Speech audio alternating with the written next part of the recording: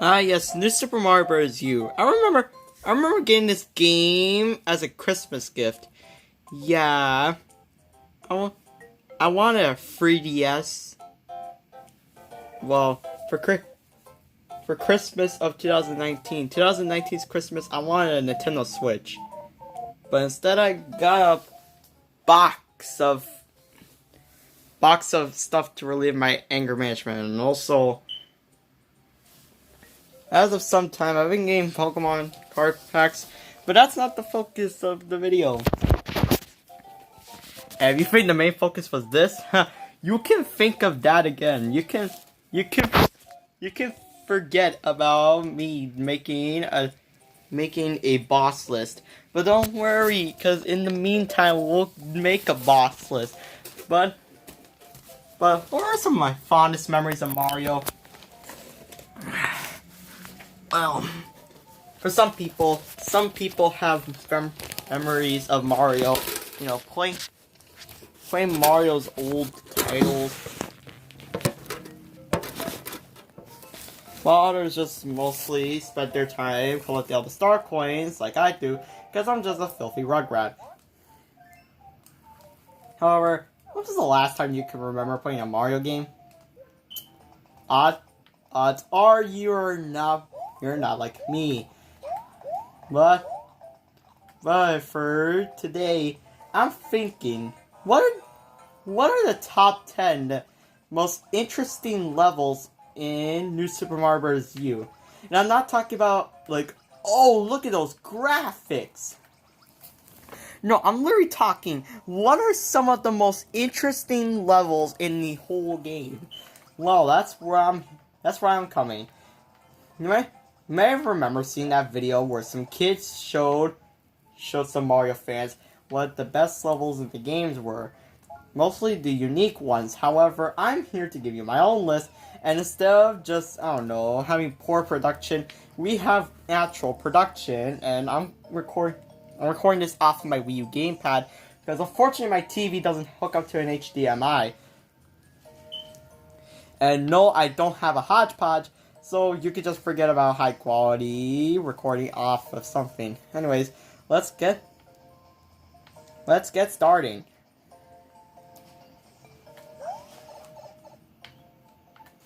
Let's get started. These are the top 10 unique levels of New Super Mario Bros. U. Number 10, Jungle of the Giants. No, you know what grinds my teeth about New Super Mario Bros. U is the sheer amount of variety this game holds. Jungle of the Giants reminds me a lot of Super Mario Bros. 3's Giant Land. In Mario 3 on the NES, there was an entire world based around giant versions of enemies, giant blocks, giant piranha plants, sweet Jesus. And if you Mario 3 veterans can remember, if I can remember correctly, Iggy was the boss. And Iggy wasn't that bad, he was a bit hyperactive. But, oh boy, when you start Soda Jungle 1, you instantly get memories of replaying those old days of, you know, the old memories of replaying Mario 3. However, unfortunately, this is the only stage in the whole game. This is the only stage in New Super Mario Bros. U where you actually get to see the return of the giant enemies. But you know what's interesting? New Super Mario Bros. U has a vendetta against Soda Jungle 1. It's usually a challenge for where you have to glide with the acorn suit and not get hit or touch the ground, which in itself I already completed, but that was a difficult challenge just because of the sheer fact that you can't even take a single hit or relax on the ground. But in all honesty, there's another challenge where you have to be gentle and not attack any enemies. I mean, you have to go full on pacifist, but I can tell that really isn't much of the case. If you're like me, who just beats up every Mario baddie you see.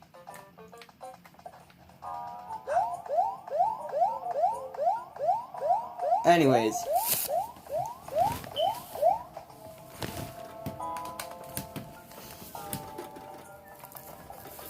Anyways, on to number 9. For number 9, we're heading to Rock Candy Mines, and you know what's weird about Rock Candy Mines? We get the return of a mountain world. And after this, we never see the return of a mountain world. Unless you count previous Mario games, but in that case, your eyes just looking up your hair. Yeah, you know. Remember how I was being offensive back then with those curse words? I'm going to change my offensive ways, and I'll be lighthearted to all the kiddies this time around. What can I say? Who was the brainhead? Who was the brainhead at Nintendo who fought at this level? Seriously, spinning cogs everywhere, like sweet Jesus. And these are not the cogs from World 1. Oh no, these ones are saw blades that have goofy looking faces but are deadly like fire. Just even barely scraping Mario's foot against it will make you lose a bit of your health, which really sucks in the long run. This level can easily be passed by in a breeze, but for God's sakes, just don't get hit during the boss fight. But sweet Jesus, by the end you got like 9 million of these cogs spinning around. Like, sweet Jesus, game, is that enough for you or what? You know, I play video games just to spend my time, relax. But here, it's like it's the sole purpose, just making me throw a freaking controller over the room. But if you can manage to make it to the top, you fight Boom Boom again. However, Kamek once again comes in to spread Boom Boom a little bit of his magic. But, unlike other boss fights, Boom Boom goes all out on Super Mario Bros. Freestyle and actually grows wings. Mean that Boom Boom is gonna dive bomb you every waking second of the day. And also, this gives him the power to fly, and he'll also do a far attack. But please just don't get hit during this boss fight. But you can easily exploit it by just simply jumping on top of him when he's ready to fly again. But overall, this is number 9. I mean, it's a unique stage with the spiky blades, but for crying out loud, Nintendo, just relax with all those saw blades. Like, sweet Jesus, is that enough saw blades for you or what? As for the people who are coming up with this game, we're probably like, okay, we're gonna make another tower level, and this tower, we're gonna have some saw blades and some platforming. Oh, and those bony beetles. God, what were they thinking? Spinning Spirit House. For number 8, number 8 is the spot of Spinning Spirit House. In this ghost house, you have a lot of spinning objects and also confusing pathway. But at the beginning, you got a ton of, like 20, 25 boos coming after you. And then here is the main part of the level. The main part of this level requires that you search around for hidden pathways to find doors in order to progress through the level. What strikes me as weird is that this ghost house can be very confusing at times. You think this is the exit? But you can kind of get it because there's boos circling around. Like, what? The developers just give up and they were like, okay, let's just put random stuff outside the boundaries. No, this is the door you're actually meant to go through. This stage has a regular time limit, but for God's sakes. And also, as you continue through the level, you'll also see that, yup, things get weird. And you'll see a bunch of random stuff. Now the game wants you to go an attended route to make it to the end, but Unfortunately, that's not how we go around here. We don't go around taking attended paths. No, we're attempting to go for the secret exit. But the secret exit takes some time to figure out, but once you get there, it hurls tons of stuff at you. It hurls stuff in many weird ways that you don't expect the game to take. Now you might notice that things look kind of similar. Take this spring, then use that spring to bounce up here, and then you'll find this secret door. Take this door.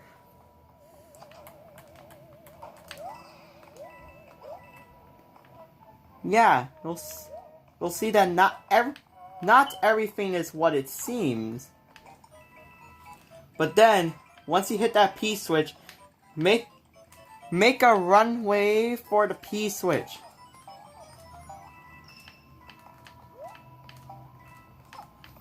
Make a run for the P switch, and then book it right here as fast as you can.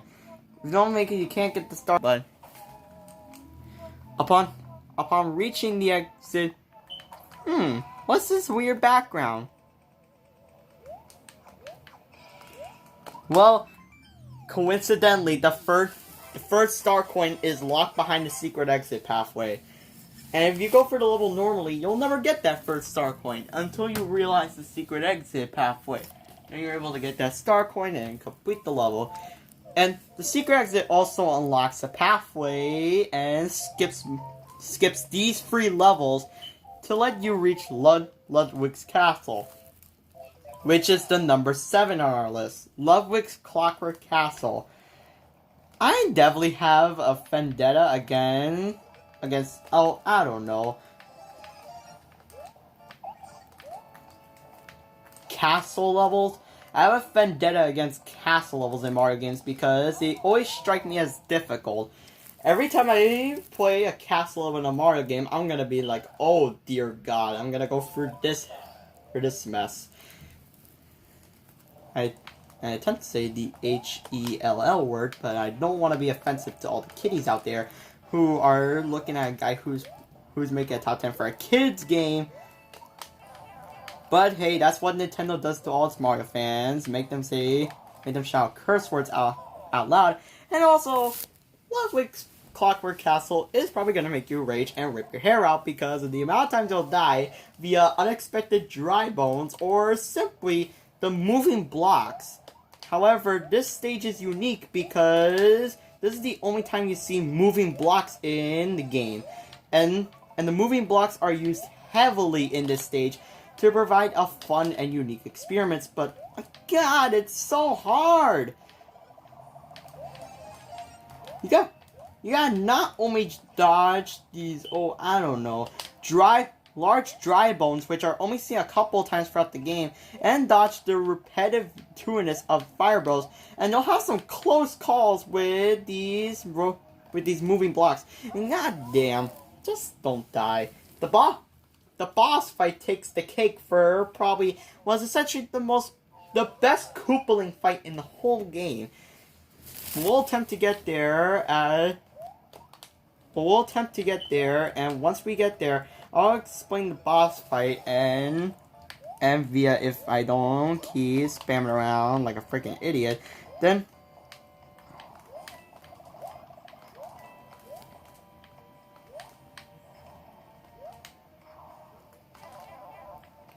dang, I hate Fire Bros in Mario games. I hate the bros in Mario games. Not Mario and Luigi. I'm talking about the gratuitous number of Hammer Bros, Fire Bros, Ice Bros, Sumo Bros, whatever stuff this franchise comes up with. You get a checkpoint, yeah, get that checkpoint. And keep in mind, there's a checkpoint in a level. This stage is long, and there are also these Sludge Bros who will shock you like Bowser does in the Mario games.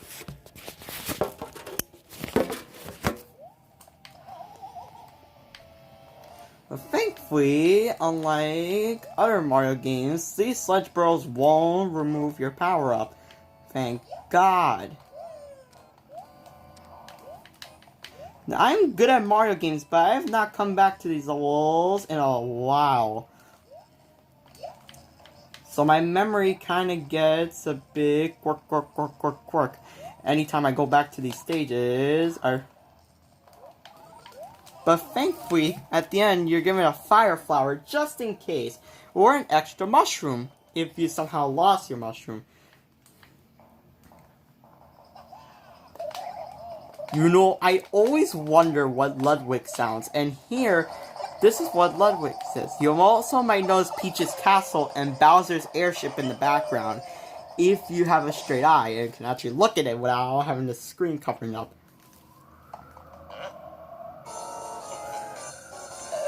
Yeah, I wonder why Ludwig is so cocky. And Ludwig does something out of Dragon Ball Z and pretty much splits into three. Ludwig goes full on Dragon Ball Z and flies into the air like Goku and splits into three.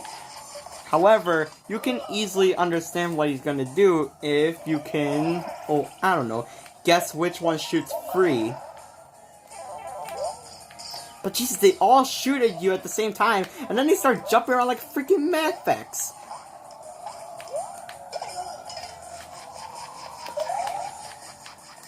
And for crying out loud, just don't lose to him. Although this boss fight is unique. Okay, I'm not gonna even deal with this.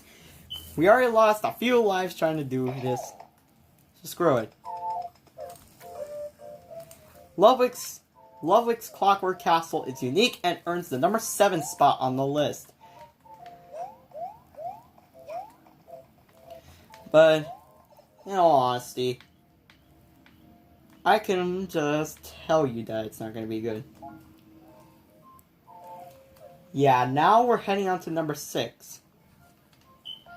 If you can hear the music, you know exactly where I'm going.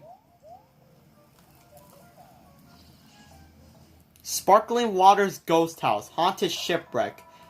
Sparkling Waters attempts to act like Super Mario World, because instead of having a regular ghost house with regular old house nonsense, yada yada yada yada yada, blah blah blah blah blah blah, instead we get the return of a shipwreck level, in the same vein as Super Mario World, which is a love letter to Mario World fans.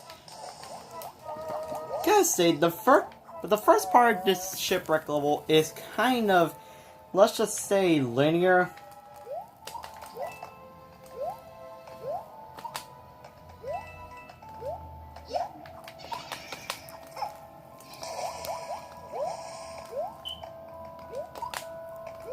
And also, witness my masterpiece of gamer skills.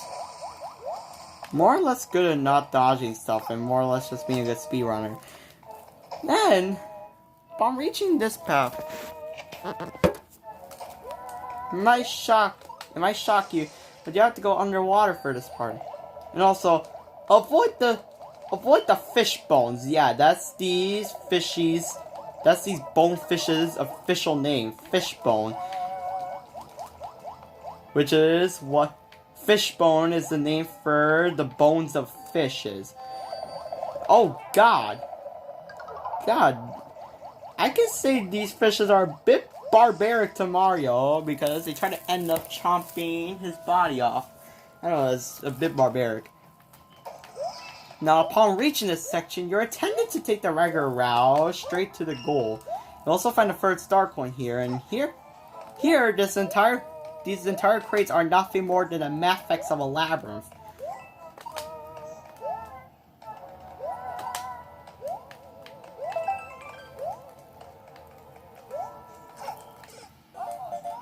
God, if you can somehow get lucky and know the pathway, you can find the secret exit. And with that secret exit, you can go to Sparkling Waters, the secret level. Number 5. Number 5, we're heading back to Soda Jungle once again. This time the Soda Jungle airship, but unfortunately this is going to be the only airship level on this list.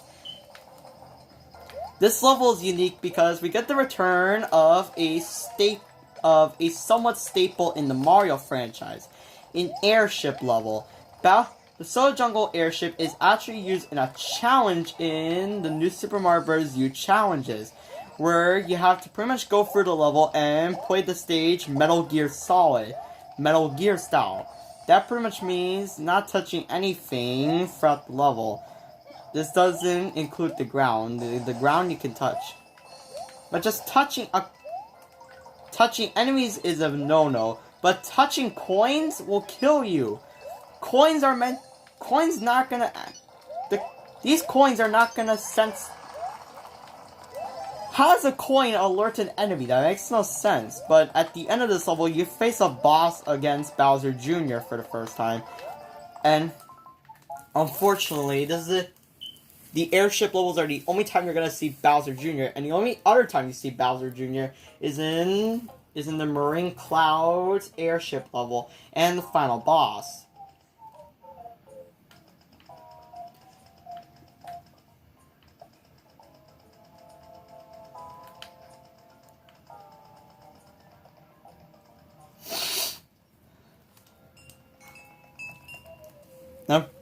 Number 4, the Soda Jungle Ghost House. We're still in Soda Jungle, and the Soda Jungle Ghost House called Which Way Labyrinth.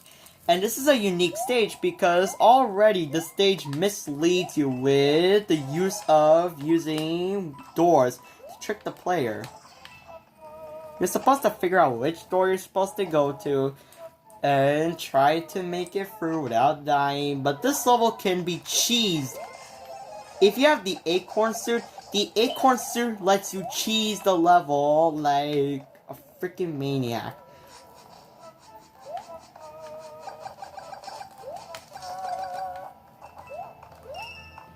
However, be careful. There's poison. Which Way Labyrinth lets you cheese the level if you have an Acorn Suit or the P-Acorn. And the secret exit lets you go to Soda Jungle's secret level. This area kind of gives you the creeps.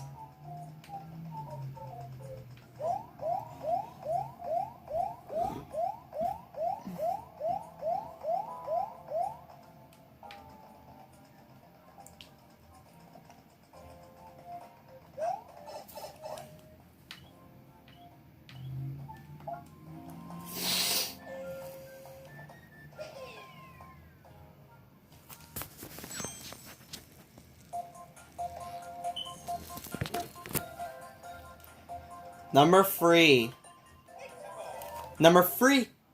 the bronze medal goes to Superstar Road 5, Spinning Platforms of Doom, and Painted Swampland. Painted Swampland and Spinning Platforms of Doom both take the bronze medal because of their unique design. They have this unique background of painted artwork. Looks like it came from the Starry Night painting. You know that famous painting of a starry night in like some kind of British town? Well, this is pretty much what this level is, and there's even a replica of the Starry Night moon. That's dedication to ripping off.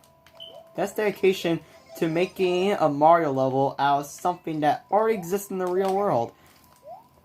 If you have the Acorn Suit lets you cheese the level. And just watch this.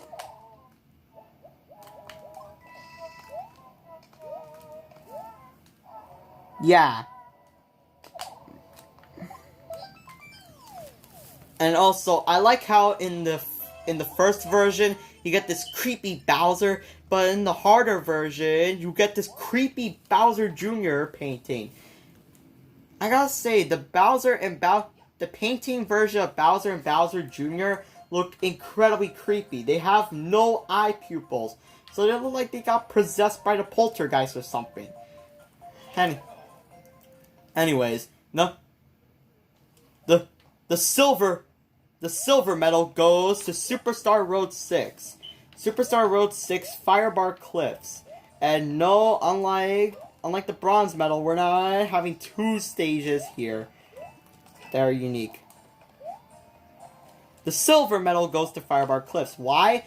Because these stages make use of the underrated fire bars. You know, I don't know why the Mario franchise doesn't use fire bars. It seems that with Mario Maker, many Mario fans are using Mario Maker to its potential to create levels that Nintendo couldn't make themselves. And the fans certainly like using stuff that wouldn't be useful in a Mario game and then turning those things into stuff that you wouldn't see in a regular Mario platforming stage to make a level based around that kind of thing. And here, I guess Nintendo took win about this because Nintendo uses the underrated fire bars, this time using large fire bars to make a level that is truly difficult and up in the caliber for Superstar Road. And can I say, just listen.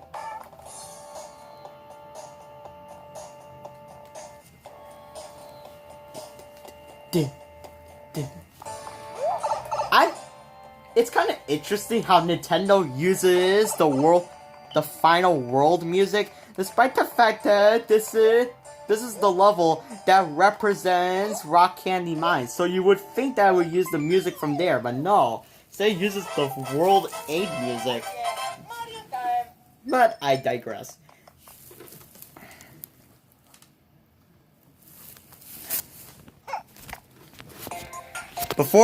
Before we head on to number 1, I'd like to say some honorable mentions. We have 2 honorable mentions today. The first honorable mention is the Frosted Glacier Tower, and our second honorable mention is the final Bowser stage. Well, the final boss stage. These 2 stages get an honorable mention. The Frosted Glacier Tower is interesting, and the Boom Boom boss with ice really makes it a bit difficult.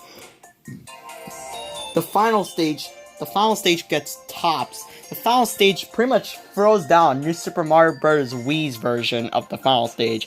The Bowser fight starts off like New Super Mario Bros. Wii, kind of homages to the classic Mario games where Bowser shoots the fire, and then you go to the jump, and then you bam, and then you hit the switch, but Bowser Jr. and Kamek come and spray Bowser some Kamek's magic, and Bowser grows giant.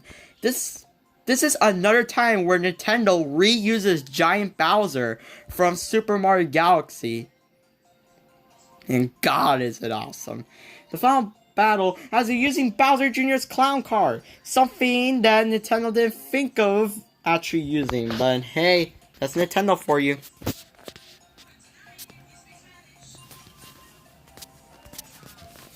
I'm gonna charge the phone.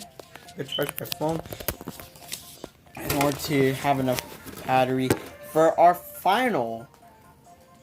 And finally, the final stage, the gold.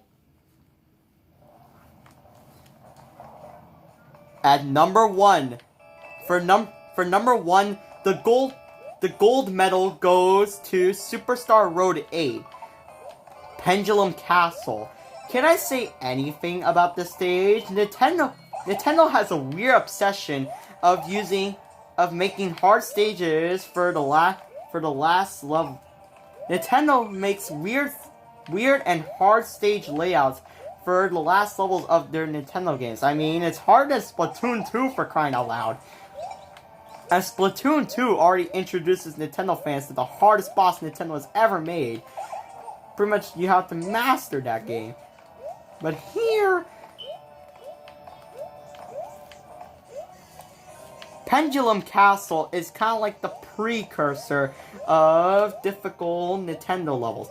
First off, the level is extremely difficult, and this part forces you to make tiny jumps on these donut platforms, which are known for falling. And God's sakes, this level just goes on for about an eternity, and it goes on for like 8 years. This level has pendulums, and from the title, the title has pendulum in the name. So you can tell that Pendulum Castle revolves around pendulums, but there's so many, Dad. You gotta be careful. You gotta make tiny jumps known to man. Slightly tapping that A button without going head on, or in this case, if you have a star power, you can just go head on. But I digress. But anyways, that's the top 10 unique and very, and if you could say, gimmicky New Super Mario Bros. U stages. Hope you liked the video. Please subscribe and leave a comment telling me what other top 10 list should I do, like a top 10 for other games of Nintendo licenses like Yokai Watch, Pokemon, or do something from Japan like Vocaloid, top 10 Vocaloid songs, or like, or New Kirby, or maybe talk about Plants vs Zombies, because I have a die-hard for Plants vs Zombies.